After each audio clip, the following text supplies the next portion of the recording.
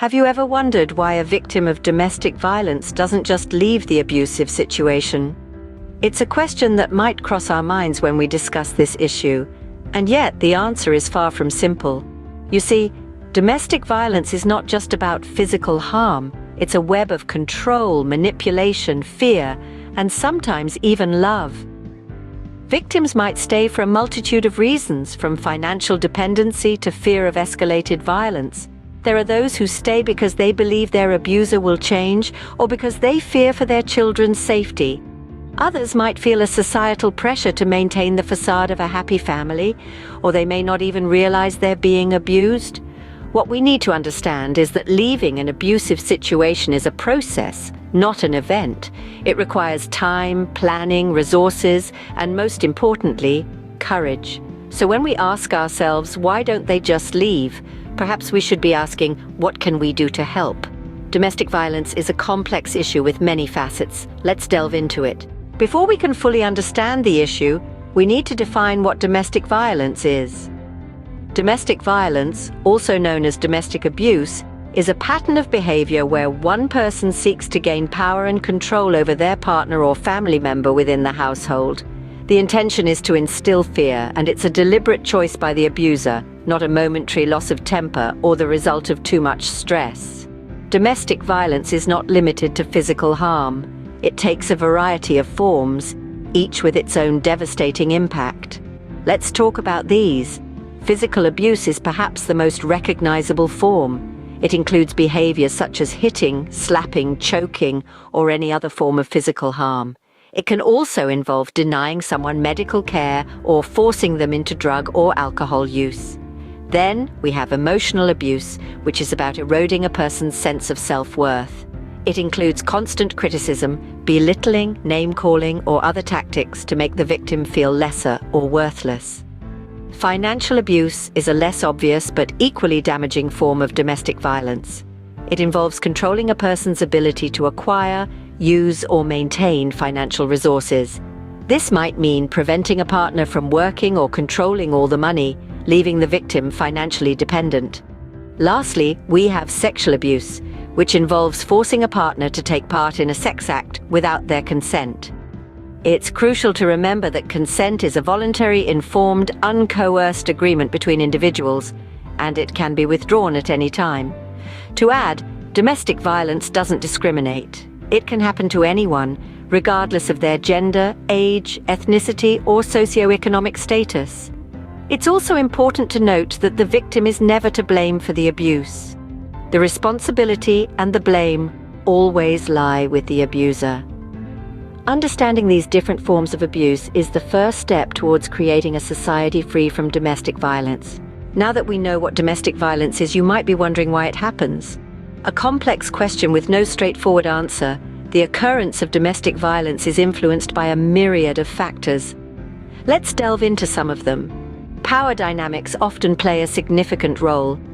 Abuse is often about asserting control. In relationships where one partner seeks to assert dominance and control over the other, there's a greater risk for domestic violence. This desire for control can stem from feelings of insecurity or inadequacy, or a misguided belief that one partner owns the other. Societal norms, too, can contribute to the prevalence of domestic violence. Cultures and societies that promote gender inequality or normalize violence can foster environments where domestic abuse is more likely to occur. For example, if a society views men as inherently superior to women, this can lead to an imbalance of power in relationships, creating an environment ripe for abuse. Personal issues such as mental health conditions or substance abuse can also be contributing factors. While these issues don't cause domestic violence directly, they can escalate conflicts and make it harder for the abuser to control their impulses. However, it's crucial to note that many people with mental health conditions or substance abuse problems do not resort to violence. Economic stresses can also trigger domestic violence.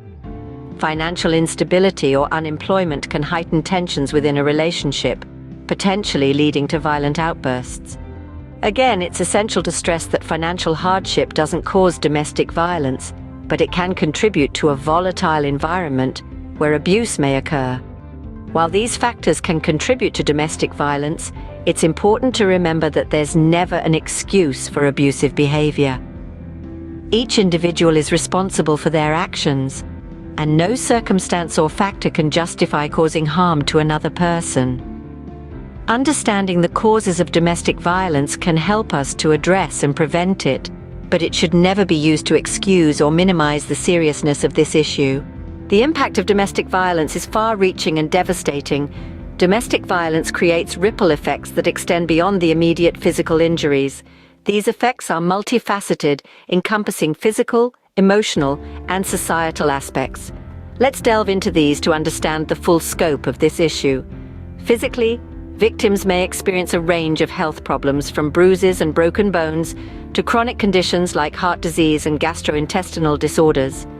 The constant state of stress and fear can wreak havoc on a person's physical well-being. Emotionally, the toll is just as severe, if not more so. Victims often suffer from a host of mental health issues, including depression, anxiety, and post-traumatic stress disorder. They may struggle with feelings of guilt, shame, and low self-esteem, questioning their worth and suffering in silence. It's also important to recognize the societal effects of domestic violence. Victims may find themselves isolated from friends and family, either by their own choice out of fear and shame, or as a result of the abuser's manipulation. This sense of isolation can make it even more difficult for victims to seek help and escape the cycle of abuse. Moreover, children who grow up witnessing domestic violence are at a higher risk of becoming entangled in abusive relationships themselves, either as victims or perpetrators. This perpetuates a cycle of abuse that can span generations, making domestic violence a societal issue of massive proportions. The effects of domestic violence can also ripple out to affect communities and workplaces. In the workplace, for instance, victims may struggle with productivity and face job instability due to their tumultuous personal lives. This not only impacts the individual, but can also have economic consequences for businesses and society at large. The effects of domestic violence are profound, and they underscore the urgency of addressing this issue. If you or someone you know is experiencing domestic violence, there are resources available to help. It's important to remember that domestic violence can take various forms, and it can happen to anyone, regardless of background or circumstances. In the United Kingdom, the government provides various resources for victims of domestic abuse. This includes helplines, support services, and guidance documents. These resources are tailored to meet specific needs and backgrounds. So whether you're seeking help for yourself or you're an employer looking to support an employee facing domestic abuse, there is aid available. The Respect phone line is one such service that offers anonymous and confidential support for individuals who are caught in the cycle of abusing their partners or families. Across the pond, in the United States, there are organizations like the Hotline that work tirelessly to raise awareness and provide support for individuals in abusive relationships. The Hotline is an invaluable resource that provides information, advice, and a listening ear to those in need. They also conduct surveys to gather information on survivor experiences, which helps informing a better understanding of the issue and tailoring their services accordingly. But seeking help doesn't only mean reaching out to these organizations. It also involves seeking support from trusted friends, family members, or professionals in your life. Remember, it's okay to ask for help, and it's okay to accept it.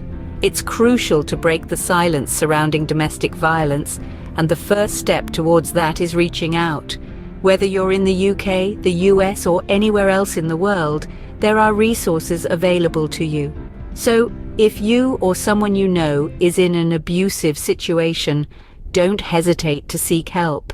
And if you see someone who might be in need of assistance, lend a supportive hand, share these resources, and let them know that they're not alone.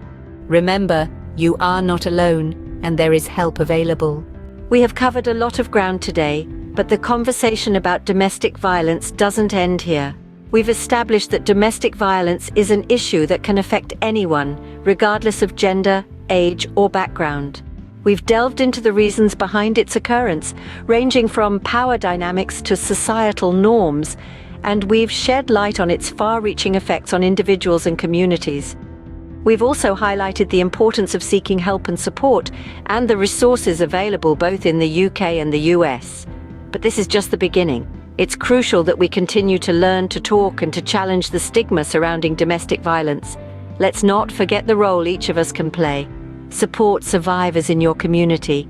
Educate yourself and others. And remember, no one should have to face this alone. There are resources available and people ready to help. Together we can make a difference. Speak up, reach out, and help end domestic violence.